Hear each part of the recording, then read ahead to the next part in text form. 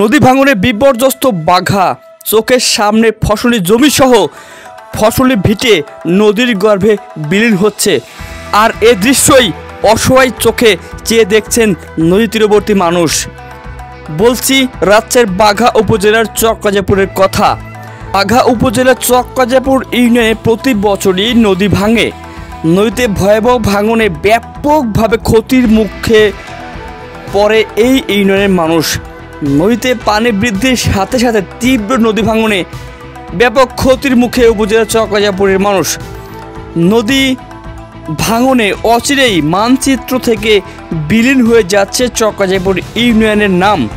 ইতিমধ্যেই এই ইউনিয়নের 4টি ওয়ার্ড নদীর গর্ভে বিলীন হয়ে গেছে। রোববার চকরাজাপুর ইউনিয়নের লক্ষ্মীনগর ও পলাশী ফতেপুর গ্রামে যে দেখা যায় তীব্র নদী ভাঙনের ফলে বাড়িঘর অন্যত্রে সরে নিচ্ছে মানুষ।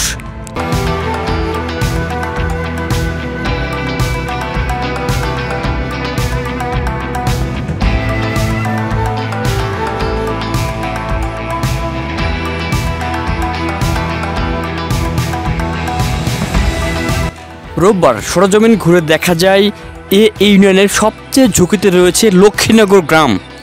গত 2 মাসে অন্তত 30টি বসত বাড়ি নদীর গর্ভে বিলীন হয়েছে। নদী ভাঙন কবলিত মানুষ মানবেতর জীবনযাপন করছেন।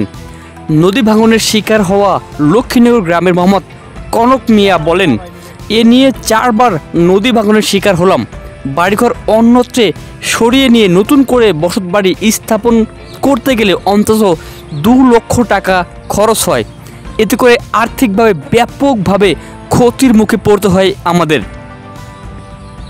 লক্ষ্মীনগর গ্রামে যে দেখা যায় লক্ষ্মীনগর গ্রাম হতে পলাশী ফতেপুর গ্রাম পর্যন্ত প্রায় 2 কিলোমিটার এলাকা জুড়ে তীব্র ভাঙন দেখা দিয়েছে। এতে বেশ চিন্তায় ও নির্ঘুম রাত কাটাচ্ছে নদী তীরবর্তী মানুষ।